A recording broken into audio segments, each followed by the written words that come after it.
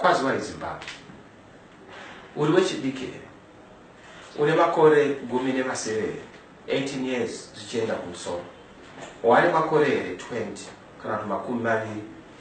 zvichienda kumusoro uri makore ako here ma30s kana kuti 30 zvichienda kumusoro hauna kumbovhota here hausiwe vamwe vaya vanenge vachitenderera vachitaura kuti sati vhoti uchifunga kuti kuzviita shasha hausiwe vamwe vaya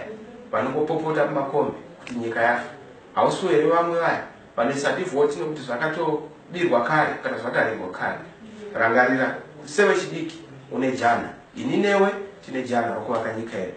tinoivaka sei Zimbabwe tinoivaka sei nyika yedu tinoivaka chete kana tinge tanyoresa kunovhota wova kwokutanga kuvhota wova kwokutanga kuvhura kambani yebasa mabasa asati avakwaya makambani asati avakwaya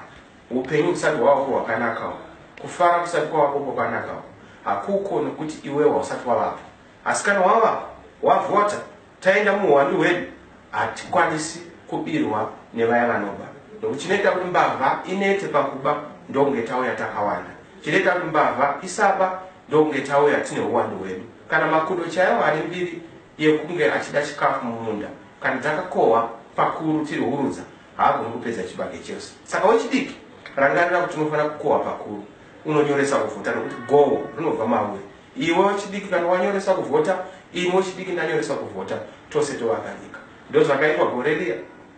patakaenda kuhondo tichivaka nyika yedu munhu wese akabva muzvikoro vamwe akasiya chikoro vamwe akasiya mabasa kuti tiende kuti nyika yedu tiisimudzire ndo chaunofanira kuita kuti tivandudze nyika yedu tigadzirise upfumi hwenyika tigadzirise mabasa tigadzirise dzidzo dzedu tigadzirise mari muhomwe tigadzirise nyaya yekuti kuna vamwe vanoenda kunowinda kunotora mushandigere vasati vamboshanda uko kusina chokudya uye pasina chokugarira izvozvo ngatizvigadzirise ndosaka chiti wechidiki sumuka tiite basa tigadzirise basa wechidiki sumuka tibate basa wechidiki muZimbabwe enda unonyoresa kuvhota wechidiki ndinokumbirisa kuti kwese kwauri kana une simba roko wechidiki kwenya ari